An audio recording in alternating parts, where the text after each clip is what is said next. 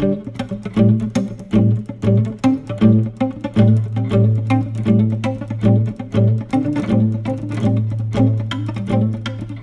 base no Salmo de número 146.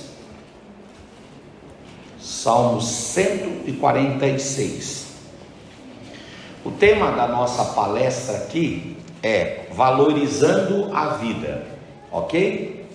E nós vamos ler aqui o Salmo 146, os versos 5, 6, 7, 8, 9 e 10. Feliz aquele que recebe a ajuda do Deus de Jacó, aquele que põe a sua esperança no Senhor, seu Deus, que é Criador do céu e da terra, e do mar e de tudo que neles existem. O Senhor sempre cumpre as suas promessas. Ele julga sempre a favor dos que são explorados. Ele dá comida aos que têm fome. O Senhor Deus põe em liberdade os que estão presos e faz com que os cegos vejam. O Senhor levanta os que caem e ama aqueles que obedecem à sua voz. O Senhor protege os estrangeiros que moram em nossa terra. Ele ajuda as viúvas e os órfãos, mas faz com que fracassem todos os planos dos maus. O Senhor é rei para todo sempre. Ó Jerusalém, o seu Deus reinará eternamente. Amém. Então, o título da nossa palestra aqui é Valorizando a Vida. E o assunto que nós vamos abordar hoje é a conscientização da necessidade de combater a prática do suicídio. E nós combatemos a prática do suicídio exatamente valorizando a vida. Nós poderíamos nos utilizar de muitas histórias bíblicas para falarmos sobre esta valorização da vida, mas eu queria tomar em primeiro plano uma história da Bíblia, que é a história descrita em Marcos 5, do 25 em diante. Essa história, ela fala de uma mulher que desenvolveu uma doença que tinha como consequência uma hemorragia ginecológica. E esta hemorragia ginecológica, este sangramento, esse fluxo sanguíneo, gerou para aquela mulher muitos comprometimentos. A vida dela foi a bancarrota por causa daquela doença. Ela foi comprometida primeiro no sentido físico. Por quê? Que ela teve o comprometimento físico? Porque ela se esvaía em sangue. A Bíblia fala que ela perdia todos os dias muitos líquidos de sangue.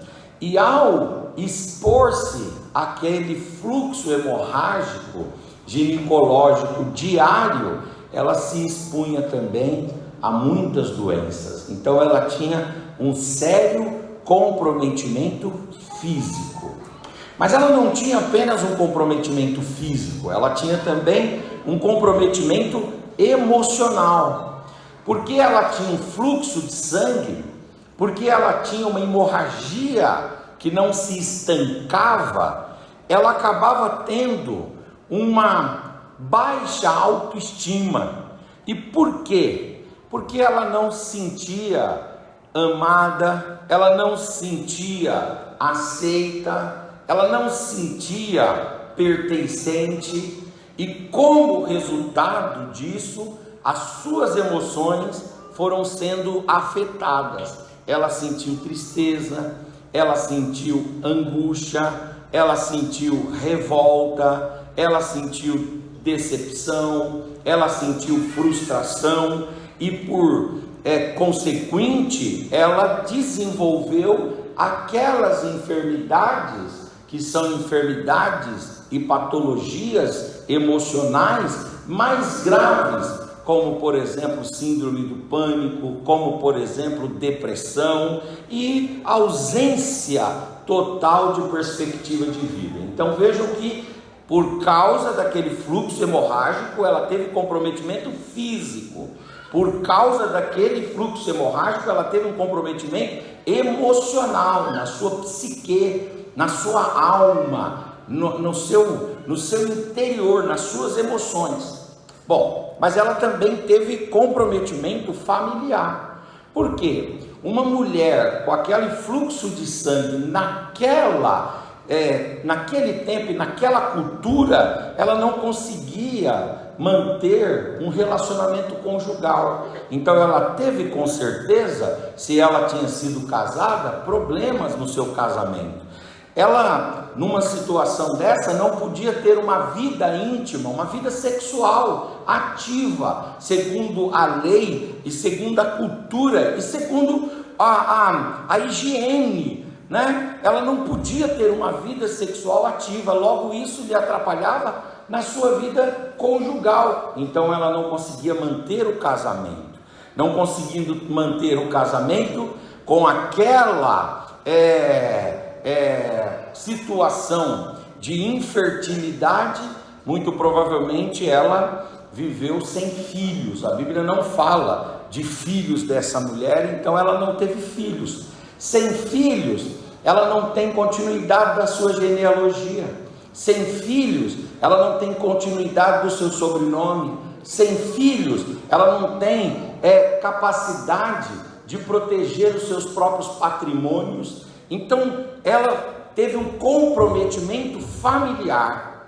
O texto de Levítico, capítulo de número 5, versículo de número 3, fala que geralmente uma pessoa ou uma mulher que estivesse no seu período menstrual, porque era essa a condição dela, a única diferença é que o ciclo menstrual normal de uma mulher, ele cessa, e o dela era incessante. Então ela tinha ali uma incontinência sanguínea. E quando a Bíblia vai falar sobre estes fluxos, a Bíblia trata lá em Levítico 5, e ela diz que, a Bíblia diz que essa pessoa, ela geralmente estava num estado de solidão. Então essa mulher tinha um comprometimento familiar que envolvia uma ausência de um casamento, uma ausência de filhos, logo uma ausência de toda a significação do que representava ter um filho, e essa solidão, esse estado de solidão. Ela ainda tem um comprometimento social. Por quê? Porque ela não podia interagir, ela não podia se agremiar, ela não podia se agregar, ela não podia se associar, ela não podia se vincular. Era uma mulher que não conseguia ter vida social, não conseguia fazer network, não conseguia ter contatos, não conseguia trabalhar aprofundamentos de relações. Por que não? Porque em Levíticos 15, 25 diz assim: também a mulher, quando tiver o fluxo do sangue por muitos dias, fora do tempo da sua menstruação, ou quando tiver fluxo de sangue por mais tempo do que o tempo normal, todos os dias do fluxo, todos os dias da hemorragia, ela será imunda e ela deverá manter a separação e a exclusão. Então uma mulher que tivesse no dia dos seus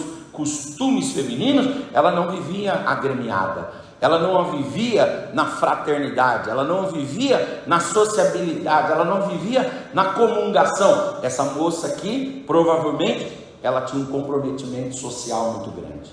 Ela ainda teve um comprometimento religioso. E por quê? Porque ela era considerada pela lei impura. Então ela não podia ir ao templo, ela não podia se reunir com os irmãos dela para orar a Deus, para prestar um culto, para oferecer sacrifício. Ela não podia ir na sinagoga, ela não podia se reunir nas casas de oração. Em síntese, ela não podia ter uma vida religiosa comum. Por quê? Porque ela estava com aquele fluxo hemorrágico e aquilo lhe comprometia no aspecto religioso. Olha o que diz Levíticos 15, 7. E aquele que tocar a carne daquela que tem o fluxo, deverá lavar as suas roupas e se banhará com água. Por quê? Porque tanto quem tem o fluxo quanto quem toca em quem tem o fluxo serão imundos. Entende? Então não podia ter uma vida religiosa. Ela não podia ter uma vida de culto, uma vida de igreja, uma vida de templo, uma vida de atividade vocacional. Não podia. Ela tinha muitos comprometimentos. E com base nessa doença, essa mulher poderia, com certeza, ter desistido da vida. Ela poderia ter se rendido para a depressão, para a síndrome do pânico. Ela podia ter se rendido para o isolamento. Ela poderia até ter se suicidado. Se ela se suicidasse, nós teríamos aqui uma mulher que de fato e de verdade estava sofrendo muito e podia, no sentido não de que pode, mas no sentido de que acontece, tirar a própria vida. Mas ao invés disso, essa mulher, ela valoriza a vida. Ela tem comprometimento em muitas áreas. A vida dela é uma vida de sofrimento, uma vida de amargura sobre amargura, de choro sobre choro. Mas apesar disso, ela é uma mulher que ela valoriza a vida. Ela é uma mulher que ama viver. Ela é uma mulher que quer viver. Ela é uma mulher que deseja viver. E aí o que ela faz? Ela busca Jesus. Quando ela busca Jesus, ela encontra em Jesus salvação.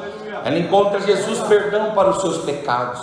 Ela encontra Jesus cura para as suas doenças. E Jesus não resolve a nossa vida apenas no aspecto soteriológico, porque Jesus resolve a nossa vida no aspecto futurístico, mas não só, no aspecto escatológico, porque Jesus resolve a nossa vida no aspecto futurístico, mas Ele não só resolve o nosso amanhã, Ele não só resolve a nossa eternidade, Ele resolve a nossa vida também no aspecto soteriológico, nos salvando.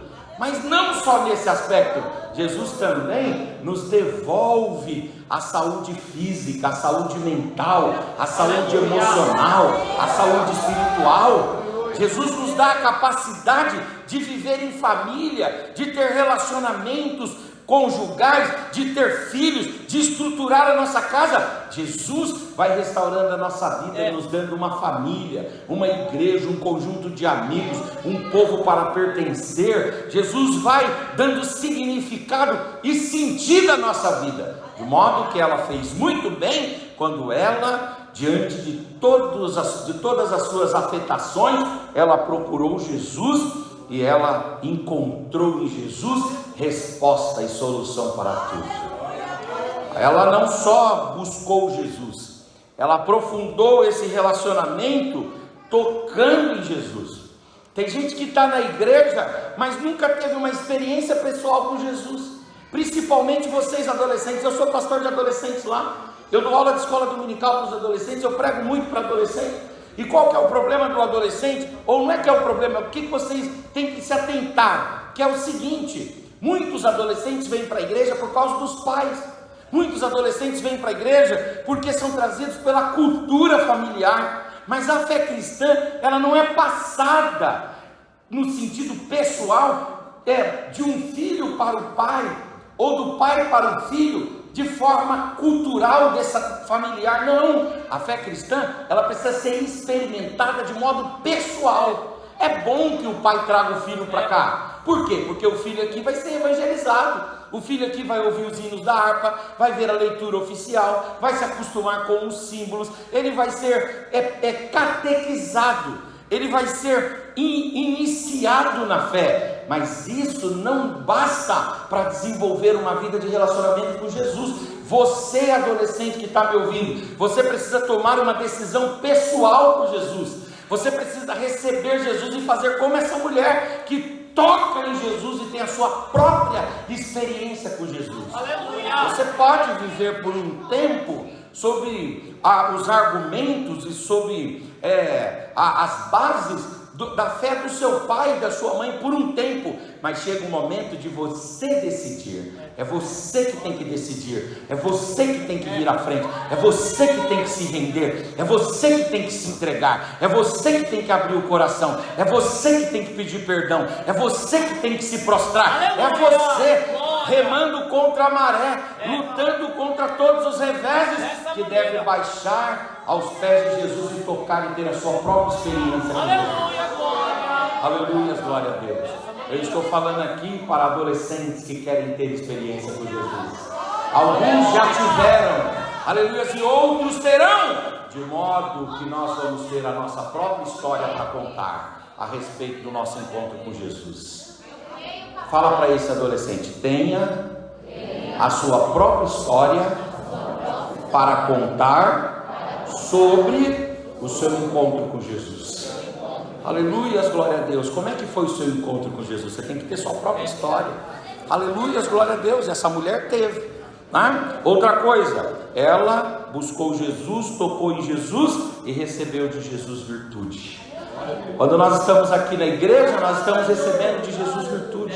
Quando nós temos experiências com Deus, nós estamos recebendo de Jesus virtudes, a virtude de Deus sendo ministradas. Aleluia! Através dos louvores, através da palavra, através do abraço do irmão, aleluia! Através da palavra pastoral, através do aconselhamento, através de uma oração, aleluia! Em conjunto, quando nós estamos aqui, a virtude de Jesus sendo derramada sobre nós. Aleluia, glória a Deus. Ela foi curada e ela foi salva. Aleluia. Em Jesus nós encontramos saúde para o nosso corpo. Você está doente em alguma enfermidade? Jesus tem cura para você. Em Jesus nós encontramos restauração e controle das nossas emoções. Jesus vai estabilizar as suas emoções. Aleluia, Jesus vai equalizar, Jesus vai sintonizar de forma perfeita as suas emoções. Em Jesus nós podemos construir famílias. Quero dizer aos adolescentes aí que aqui Deus tem namorado para você, viu, adolescente? E aqui Deus tem namorada para você também, viu, adolescente? Você não precisa buscar lá fora não. Vai, levanta a sua cabeça assim, ó, e dá uma olhada no jardim florido de Deus, né? Dá uma olhada. Eu sei que vocês são muito novinhos, ainda não estão no tempo de namorar, mas já tem que começar a olhar aqui para dentro aqui. Se Deus me abrir uma porta, eu vou, né, investir aqui nessa área aqui, ó. É aqui que Deus ordena a sua bênção e a vida para sempre. O adolescente não namora aqui, aleluia, e ele vai namorar lá fora. Não, Deus tem casamento para você aqui mesmo. O povo de Deus casa entre si mesmo. Aleluia. Uma vez eu estava dando uma palestra aqui, pastor, e aí o pastor, não nessa igreja, acho que uma outra igreja, acho que foi na sede, eu acho. Aí o pastor, era sobre namoro, noivado e casamento, e foi muito interessante porque o pastor Misael contou uma história. Ele disse que tinha uma igreja que ele congregava, que os jovens da igreja, presta atenção aqui, rapaziada, ó, os jovens da igreja ficavam olhando para a moça mais bonita da igreja, e eles achavam bonita. Eles achavam bonita, achavam o papo dela legal, ela até cantava, né? Era uma bênção, mas ninguém tinha coragem de chegar. Veio um rapaz do Belém num culto de jovem, olhou a primeira vez, chamou para comer uma pizza. A moça foi, casou, levou a moça para o Belém, tá lá. E os rapazes aqui perderam a bênção. Levanta essa cabeça aí, em nome de Jesus. O namoro está aqui, ó. O noivado está aqui, o casamento está aqui. Na hora certa, no tempo certo, no aconselhamento certo. Mas vai acontecer em nome do Senhor Jesus. Aleluia. E Jesus tem família. Jesus, ele vai, aleluia, nos formando, nos transformando e nos integrando na sociedade como bons cidadãos. E em Jesus nós temos a liberdade de entrar na igreja e de produzir no reino de Deus. Aleluia, glória a Deus. Então, valorizemos a vida. Amém, queridos irmãos? Amém. Essa mulher tinha problema, sim ou não? Tinha. Ela podia até ter chegado às raias lamentáveis de tentar contra a própria vida? Em tese, podia. Mas ela fez isso? Não. O que ela fez? Ela valorizou a vida. Valorize a sua vida em nome de Jesus. Lembre-se, aleluia, que Deus é um Deus da vida. Paulo diz que nele fomos criados nele nos movemos e nele existimos. É nele. Amém? O Senhor Jesus, Ele é a verdade e Ele é a vida. O Evangelho, a proposta dele é que nós tenhamos a vida eterna, mas nós tenhamos também uma vida qualificada, que é uma vida e vida com abundância. Talvez você esteja me ouvindo aqui e você tenha alguma angústia no seu coração, algum pesar, algum dissabor, alguma agonia. Lembre-se, valorize a sua vida. Deus vai dar um jeito nisso. O Espírito Santo vai dar um jeito nisso. Aleluia, Deus vai colocar uma solução no seu caminho. Tudo vai ficar bem. Valorize a sua vida. Valorize a sua vida. Amém, queridos? Nós somos o povo da vida, né? É isso, nós valorizamos a palavra de Deus. Agora, se nós valorizamos a vida, então nós precisamos lutar contra toda espécie de mal que nos persegue. E um dos males do nosso tempo é o suicídio. E eu queria falar um pouquinho sobre suicídio aqui, sempre nessa perspectiva de que nós valorizamos a vida, mas nós precisamos conhecer o outro lado, que é o lado da ameaça, o lado do mal, o lado da investida. E não pense você que porque você está na igreja, porque você está no Evangelho, você está blindado, você está fechado. Não, Senhor. O Evangelho, ele nos instrui e ele nos capacita para lidar com as realidades cruentas da vida. Nem sempre Deus nos livra da cova, nem sempre Deus nos livra da fornalha, mas Ele sempre vai nos livrar na cova e na fornalha. Então nós temos que lembrar que todos os males que cercam, que permeiam as pessoas no entorno de nós, também se levantam contra nós. E um dos males mais terríveis é o suicídio. Então vamos compreender um pouquinho sobre isso. O conceito etimológico de suicídio é que suicídio vem de duas expressões gregas. A primeira é sui, que quer dizer em si mesmo, e a segunda é kaed, que quer dizer matar.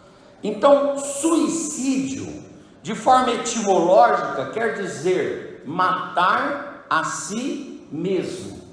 Como não dá uma consonância boa, então é matar a si mesmo, tirar a própria vida. É isso que significa, no sentido etimológico, suicídio. No sentido semântico, suicídio, segundo o dicionário da língua portuguesa, é o ato ou o efeito de tirar a própria vida. Uma pessoa que pratica o ato, que gera o efeito de tirar a própria vida, praticou ali o suicídio. No sentido ou no conceito da psicologia, o suicídio, ele é uma forma de fuga das dores mais profundas por meio da morte. Logo, é o ato de se aliviar das dores mais agudas através da morte.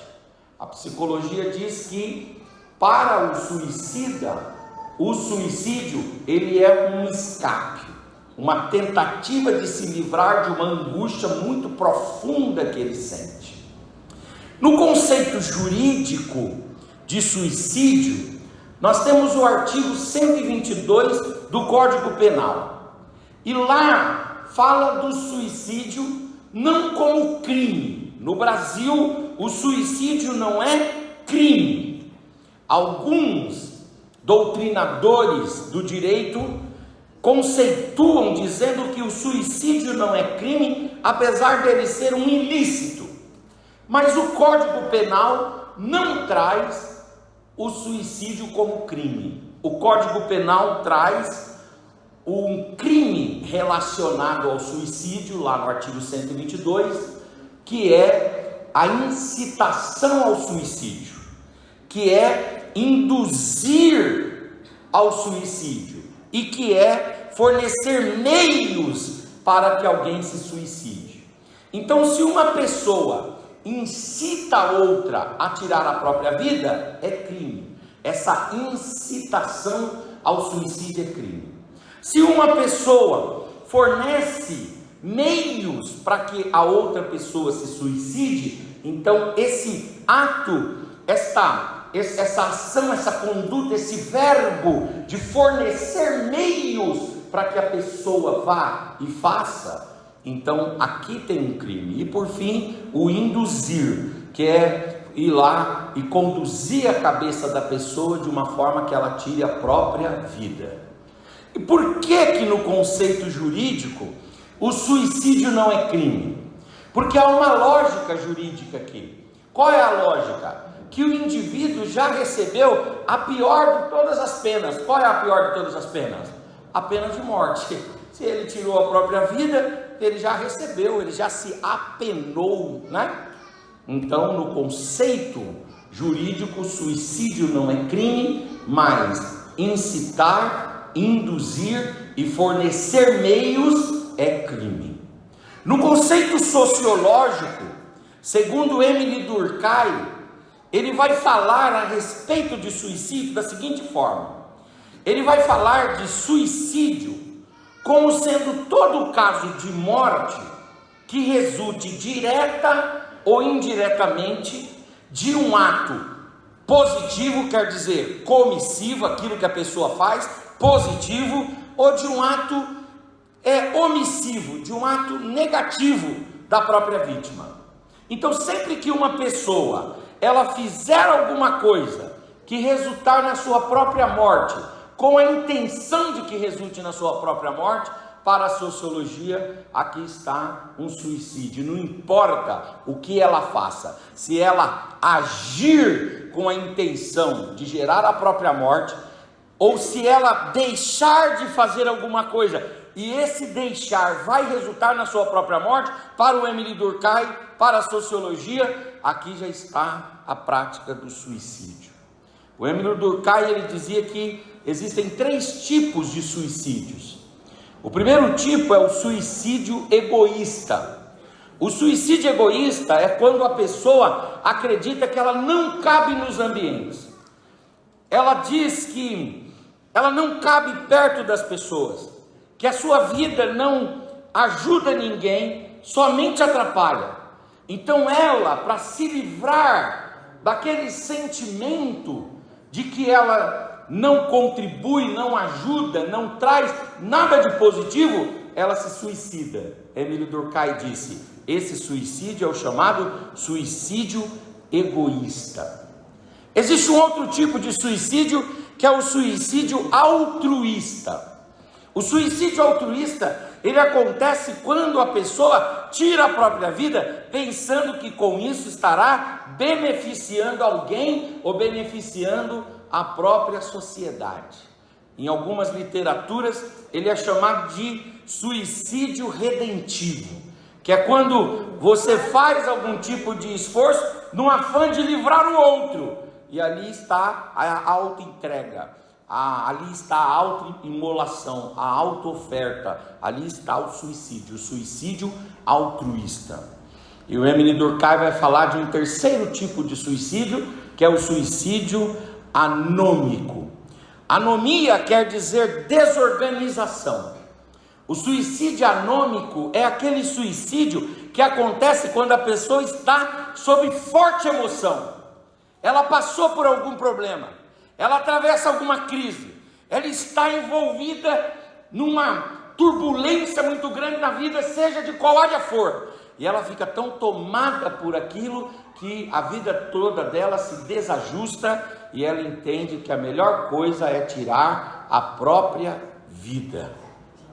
O suicídio, no conceito teológico clássico, teológico ortodoxo, ele é conceituado da seguinte forma: o que é suicídio à luz da teologia? O que é suicídio à luz da Bíblia?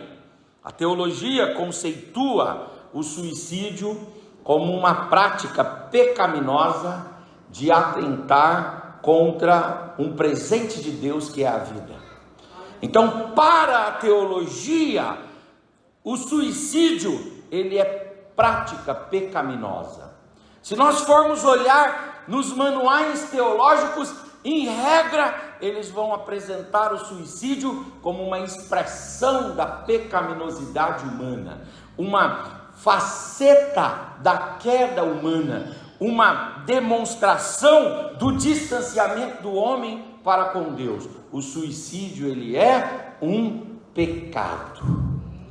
É daí que surge a ideia, desde os primórdios da fé judaico-cristã, que se uma pessoa se suicida, não vai para o céu, porque ela cometeu um pecado gravoso, ela cometeu um pecado último, ela fechou para ela mesma todas as portas. Então, no sentido teológico, suicídio é uma forma de pecado, é uma manifestação de pecado, da qual você não vai poder se arrepender, porque você tirou a vida e a eternidade se resolve nessa vida terrena. Deus, ele é o doador da vida, e somente Deus pode tirar a vida. Eu quero que você, adolescente, abra a Bíblia aí em Gênesis 2:7, por favor. Gênesis 2:7.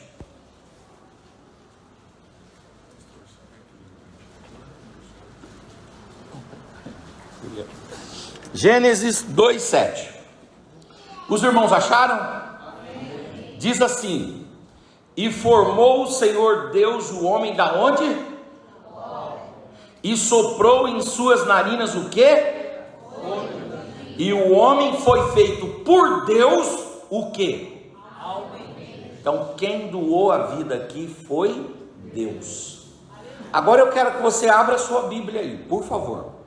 1 Samuel, capítulo 2, versículo 6. Abra aí.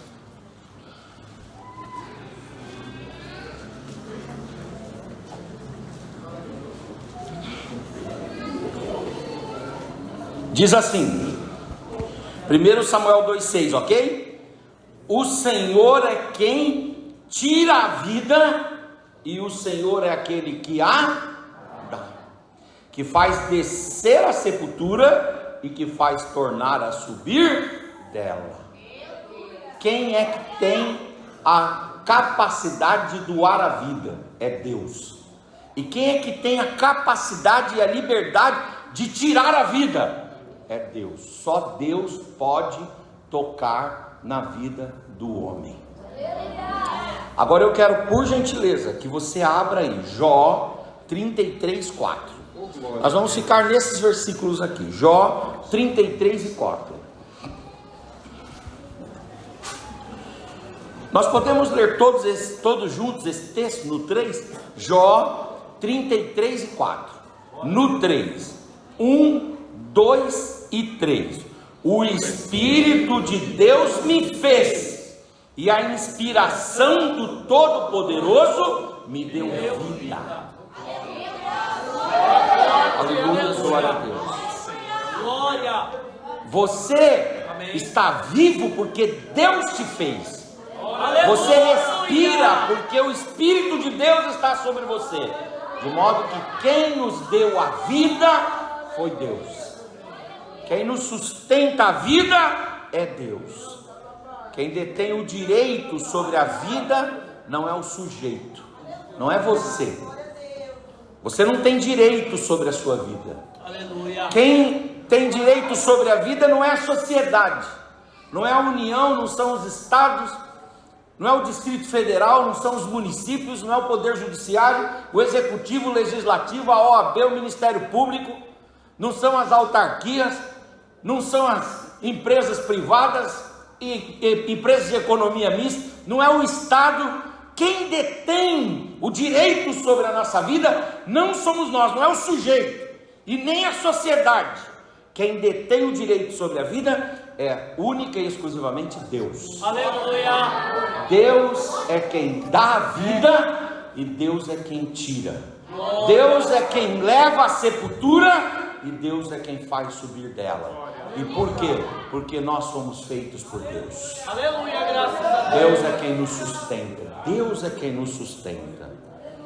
Por isso, o suicídio, teologicamente falando, ele é um pecado. Nós temos que correr dele como corremos de qualquer pecado. E o diabo nos tenta com ele como tenta com qualquer pecado. Mas todas as vezes que isso vier para você, você vai ler o 6º mandamento do Decálogo. Abra sua Bíblia aí, nos 10 mandamentos. Lá em Êxodo 20, versículo 13.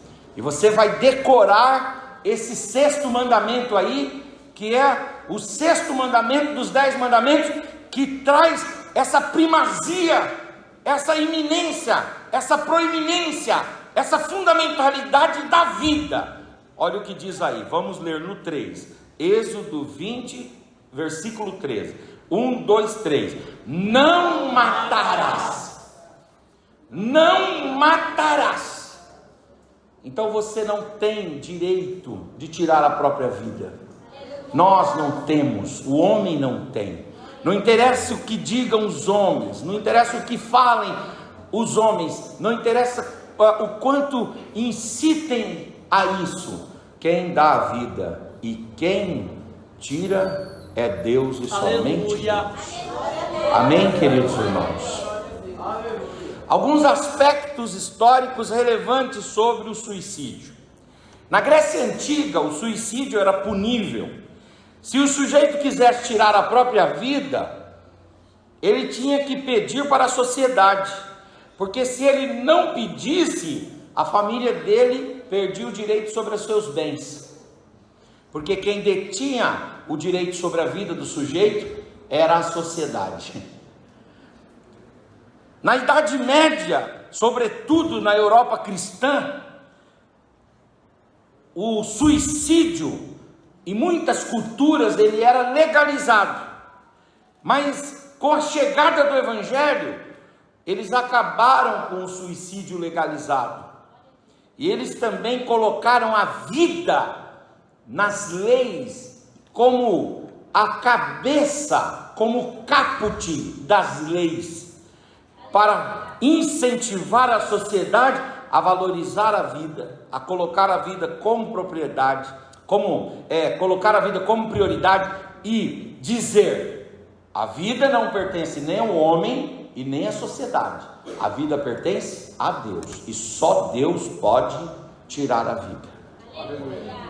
Se você ler a Declaração Universal dos Direitos Humanos de 1960, vai estar lá na Declaração Universal dos Direitos Humanos o direito natural à vida. Se você ler o artigo 5º da Constituição Federal Brasileira, vai estar lá o direito à vida.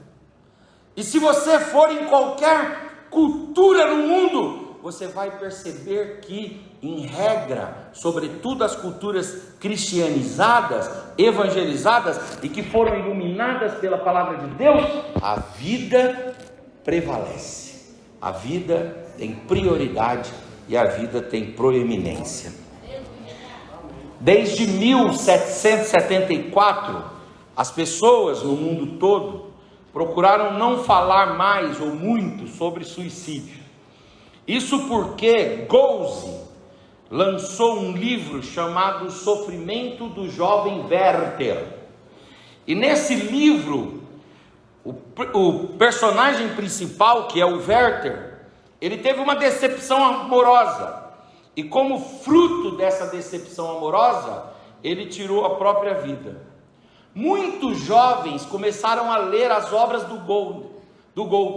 E quando eles foram ler a obra do Goethe, o que eles chegaram à conclusão? O Werther tirou a vida por decepção amorosa. Eu também tenho minhas próprias desilusões amorosas, então vou tirar a vida também. E muitos jovens começaram a tirar a própria vida. E por causa disso, houve um silêncio sobre esse tema. A Organização Mundial da Saúde, ela nunca proibiu-se falar desse tema. Pelo contrário, numa caminhada contrária a esse pensamento de que é melhor evitar falar para não incitar, a Organização Mundial da Saúde diz: não, nós temos que falar.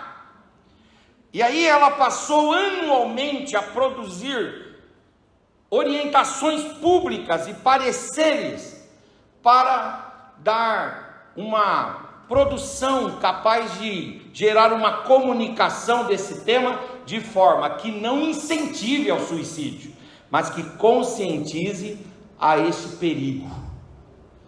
Em 1994, nos Estados Unidos, surgiu o Setembro Amarelo, quando o jovem Mike, com 17 anos de idade, ganhou do seu pai um carro, um Mustang, e ele ganhou o Mustang e era para ficar muito feliz, mas uns dias depois ele tirou a própria vida.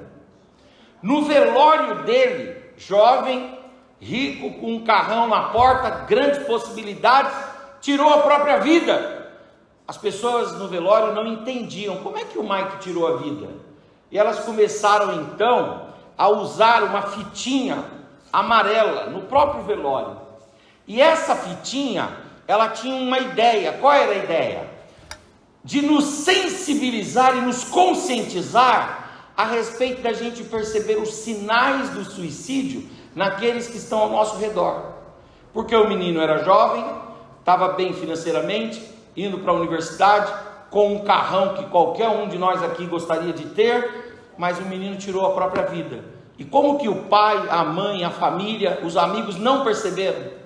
Então, a partir dali, no velório, eles usaram essa fita e começou a ter, então, a prática do mês de setembro, Setembro Amarelo, como mês da conscientização dos perigos do suicídio. No ano 2000, a Organização Mundial da Saúde lançou um programa mundial de prevenção ao suicídio chamado SUPRE, uma sigla em inglês que significa Programa de Prevenção ao Suicídio. Em 2003, a Organização Mundial da Saúde definiu o dia 10 de setembro como Dia Mundial da Conscientização e Prevenção ao Suicídio. Em 2015, agora, há 8 anos, o Brasil, aqui, nossa pátria amada, o Brasil, através do Conselho Federal de Medicina, através da Associação Brasileira de Psiquiatria e através do Centro de Valorização da Vida, instituíram no Brasil também o dia 10 de setembro como dia da conscientização e da prevenção ao suicídio e estabeleceram como setembro o mês amarelo. No Brasil, infelizmente, acontecem muitos suicídios. O suicídio está entre as 10 primeiras e principais causas de suicídio. E lamentavelmente, o suicídio está entre as 3 principais e primeiras causas de morte no meio dos jovens.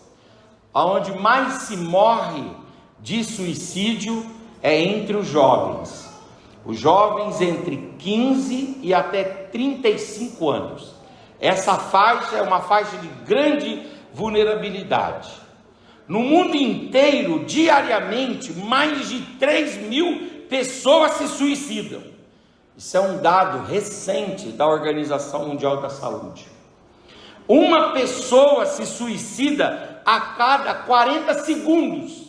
Se essa palestra vai durar aqui 1 hora, muita gente vai nesse período no mundo todo a tentar contra a própria vida. Olha que dado interessante da Organização Mundial da Saúde. Para cada pessoa que efetivamente consegue tirar a vida, 20 pessoas tentaram, mas graças a Deus não conseguiram. 20 tentaram, não conseguiram, e aí depois veio uma e conseguiu. A Organização Mundial da Saúde estima que, lamentavelmente, em 2023, vão se suicidar mais de 1 milhão de pessoas no mundo todo. Você está aqui sendo esclarecido pela palavra. Aleluia. Você está aqui sendo esclarecido pelo Evangelho. Você está aqui sendo protegido, não divague a tua atenção, se concentre, porque Deus está falando com você a respeito de um perigo que realmente é sério, mas Deus está te protegendo, Deus está te instrumentalizando, Deus está te capacitando e te preparando para, na hora dos reveses e das provocações da vida, você lembrar: eu tenho que valorizar a minha vida. E enquanto eu estiver vivo, aleluias, Deus vai cuidar de mim, e uma ou outra solução virá para essa grande e terrível crise que eu atravesso. Aleluia, glória. Qual é o perfil dos suicidas? 90% dos que tiram a vida, segundo a Organização Mundial da Saúde, possuem algum problema de ordem psiquiátrica. Eu gosto de um livro da Joyce Meyer chamado O Campo de Batalha da Mente. Você não perde as suas batalhas em outro lugar, senão na sua mente.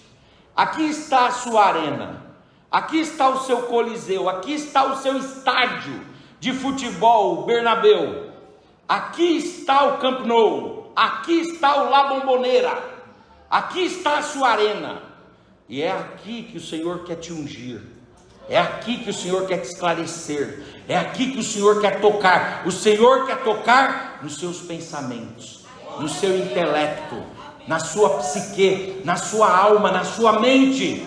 Aleluia, glória a Deus, para te dar saúde, em nome de Jesus. De 40% ou 60% dos suicidas, antes de tirar a vida, procuram algum profissional médico, iniciam algum tratamento, mas não dão sequência e acabam tirando a vida. No Brasil, qual é o lugar onde as pessoas mais se suicidam? Um dado recente que pega aí os últimos 20 anos, dado que decorre do mapa da violência no Brasil, ele diz que nos últimos anos 77% dos casos de suicídio aumentaram, melhor dizendo, 77% dos casos de suicídio na região norte do Brasil, nos estados do norte. No Nordeste, 52% de casos de suicídio também aumentaram. E esses dados, eles são, como eu disse aqui, do mapa da violência no Brasil, dados sérios, que apresentam o seguinte: no Sudeste, o crescimento dos suicídios aconteceram dentro do estimado, aqui no Sudeste, mas no estado de Minas Gerais, 58% de aumento nesses últimos 20 anos aí de suicídio em Minas Gerais. Apenas em 4 estados o índice de suicídio não cresceu nesses últimos anos: no Ceará, em Goiás, Rio de Janeiro e Amapá. Para o nosso conhecimento, mais mulheres tentam o suicídio do que homens, mas mais homens morrem do que mulher. A mulher tenta mais, mas os homens são mais efetivos, lamentavelmente. Dos 100% dos mortos por suicídio, 84% são homens e 16% são mulheres. Os homens, eles lamentavelmente, diante do desespero e da agonia, acabam tirando a vida. Quais são os métodos de suicídio mais utilizados? Os métodos mais utilizados nessa ordem: envenenamento, por meio de remédio, por meio de drogas lícitas ou drogas ilícitas, envenenamento. Segunda forma, enforcamento. E a terceira forma, arma de fogo. Depois existem inúmeras outras formas, mas essas daqui estão na tríade, estão ali no topo, lamentável, topo horrível, mas estão lá. Será que a Bíblia fala de pessoas que se suicidaram ou que viveram aquilo que hoje é conceituado como suicídio? Por exemplo, a Bíblia fala do Caim. Quando ele matou o Abel, ele fugiu e Deus interceptou e disse assim: onde está o seu irmão Abel? Ele brigou com Deus, e aí Deus disse para ele assim, ele disse: eu vou para longe da sua presença, eu vou me afastar do Senhor. Deus relutou com ele, querendo que o Caim ficasse próximo de Deus, mas o Caim resistiu. E naquela hora que ele está esbravejando contra Deus, ele vai e fala assim: eu vou encontrar o primeiro animal selvagem que eu tiver a oportunidade de encontrá-lo, e eu vou me lançar contra esse animal, para que eu seja dilacerado por ele e morra. Aí Deus, vendo esse desejo suicida no Caim, Deus colocou uma marca nele. E essa marca de Caim, ao contrário do que algumas pessoas falam, ela é óbvia, ela não é uma marca de maldição, é uma marca de preservação, é uma marca de graça. Aqui está o desejo de se encontrar com alguma coisa que seja mais potente e lançar-se contra essa coisa a ponto de tirar a vida. O Sansão, lá em Juízes 16, ele vai no templo de Dagon, e ele segura nas colunas do templo de Dagon, consciente de que aquelas colunas iriam cair sobre ele, que aquele templo viria abaixo. É verdade que ele matou mais gente na sua morte, ou no dia da sua morte, do que toda a sua vida, mas naquele dia ele morreu também, ele tirou a própria vida também.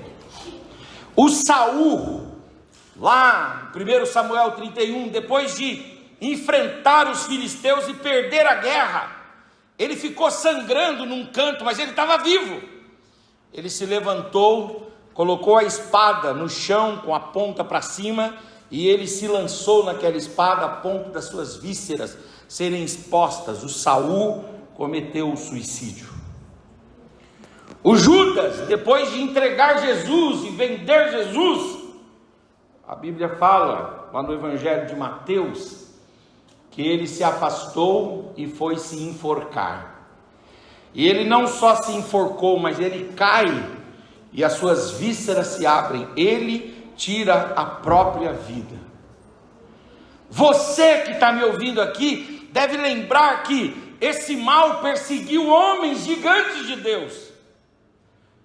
O Elias pediu a morte, o Jonas pediu a morte. Nós temos personagens na Bíblia vultuosos que na hora do aperto pediram a morte, mas Deus, para aqueles que clamaram, não para aqueles que se entregaram, porque aqueles que se entregaram tiraram a própria vida mesmo, mas para aqueles que não se entregaram e clamaram a Deus, Deus se revelou como um Deus bom, misericordioso e ajudador. Pega a sua Bíblia aí que eu quero terminar lendo esse texto com você. É o texto do Salmo 146 que nós lemos no começo. Esse texto aqui, ele apresenta uma solução para o problema do suicídio. E qual é a solução? É se aproximar de Deus. Se aproxima de Deus, se apega a Deus. Aleluia. Ouça a voz do Espírito Santo, dê lugar para a palavra de Deus. Não ouça nenhum outro tipo de pensamento contrário ao Evangelho. Ouça a palavra de Deus. Aleluia. E pode confiar em Deus, porque o salmista no Salmo 146, ele confiou, e olha o relato que ele faz de Deus. Feliz é aquele que recebe a ajuda do Deus de Jacó, aquele que põe em Deus a sua esperança, aquele que põe a sua esperança no Senhor, que é Criador dos céus e da terra e do mar e tudo que neles existem. O Senhor cumpre as suas promessas e Ele julga em favor dos explorados. Você está se sentindo explorado, extorquido, alijado, está se sentindo enganado, está se sentindo ultrapassado? Lembre-se, você não está sozinho, você não precisa tirar a vida por causa disso, porque Deus, aleluia, Ele julga em favor, em benefício, a favor, para beneficiar os explorados. O texto diz: Deus dá comida àquele que tem fome. Está passando por algum aperto financeiro? Está passando por alguma situação que você diz assim: meu aluguel está atrasado, meu carro está atrasado, eu estou numa luta, pastor, que o senhor nem sabe, a porta não se abre. Lembre-se do que está aqui: Deus é quem dá pão, Ele dá comida ao que tem fome. Ele entra com providência na nossa vida, Ele vai entrar com providência na sua vida. O texto fala aqui: o Senhor é aquele que põe em liberdade os que estão presos. Você está preso em alguma situação, seja uma dívida, seja uma luta que você está atravessando, que você não vê uma solução e não vê uma saída. Lembre-se, Deus coloca em liberdade aqueles que estão na clausura, aqueles que estão aprisionados. Ele coloca em liberdade aqueles que estão presos. Aleluia. O Senhor é aquele que faz com que os cegos vejam. Você se sente obscurecido? Você sente o seu caminho neblinado? Você sente que você não consegue enxergar a situação direito, e por causa disso o melhor caminho é perder as esperanças? Eu convido você a fazer um movimento diferente. Eu convido você a dizer para Deus: abra os meus olhos, Senhor. Abra os meus olhos, Senhor. Derrama do colírio do céu sobre os meus olhos. Derrama do teu Espírito sobre mim, e Deus vai mostrar para você um caminho. Aleluia. Ainda que seja no meio da tormenta, Deus vai mostrar para você um caminho. Deus vai apresentar para você uma solução. Não se desespere, em nome de Jesus. Aleluia. Aleluia. É o Senhor que levanta aqueles que caem. Você caiu? Caiu em alguma área da vida, tropeçou, resvalou na sua caminhada e você caiu, seja no aspecto financeiro, seja no aspecto emocional, no aspecto físico, familiar. Você se sente em queda, você se sente, aleluia, desmoronando, você se sente ruindo, e você diz assim: eu não sei qual é o fim desse poço. Deus está dizendo para você: sou eu, Senhor, que levanto e que exalto aqueles que caem. Deus vai te colocar de pé. Aleluia. Deus vai te erguer. Todas as vezes que você atravessar uma situação difícil, você se perceber na lona, você se perceber superado, lembre-se de olhar para cima, e você vai ver a mão de Deus estendida, dizendo: eu te levanto, eu te ergo, eu te coloco de pé. O Senhor é aquele que ama os que lhe obedecem. O Senhor protege os estrangeiros. Você é estrangeiro? Você é nômade? Você é transeunte? Você é peregrino? Você está vivendo em terra estranha? Talvez é uma família estranha, talvez é um emprego estranho, talvez é uma igreja estranha, talvez é uma escola estranha, talvez são amigos estranhos. E você diz: meu Deus, eu não pertenço a isso aqui, eu sou estrangeiro. Mas o texto está dizendo: fica tranquilo, porque eu vou colocar anjos ao seu redor. Deus protege os estrangeiros. Você aqui no Imbu, você se depara com haitianos? Aqui, estrangeiros haitianos? Tem não, no Imbu? Tem bolivianos? Sim ou não? Deve ter, né? Tem outros estrangeiros aqui perto? Sim ou não? Parece que eles estão entregues à própria sorte. O texto aqui fala: não, Deus, Ele toma os estrangeiros nas suas mãos. Você é estrangeiro em alguma área na sua vida? Deus está dizendo: eu vou proteger você. Aleluia, eu vou guardar você. Ele é quem ajuda as viúvas. Perdeu o marido? Aleluia, glória a Deus. Está viúva? Está viúvo também? Está com o coração doído? Está com a alma enlutada? Tem um prato a menos na mesa? Tem uma cadeira a menos na mesa? Tem um copo a menos lá na hora de servir a comida? Tem uma entrada financeira a menos? Você está solitária ou solitário? Saiba, o Senhor está dizendo aqui: eu ajudo as viúvas, eu ajudo os viúvos. Ele é que se compadece dos órfãos. Você não tem pai, rapaz? Você não tem mãe? Você não foi criado pelo seu pai, não foi criado pela sua mãe? Você está sendo cuidado por um tio, por um irmão? Você perdeu seu pai, sua mãe precocemente? Você está de luto, enfrentando luto difícil?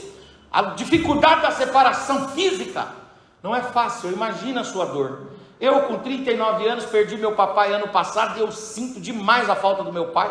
Sou casado, tenho filhos, tenho profissão, tenho um monte de coisa, mas a minha mente é totalmente tomada, mas eu sinto muita falta do meu pai. Hoje é o dia de sábado, né?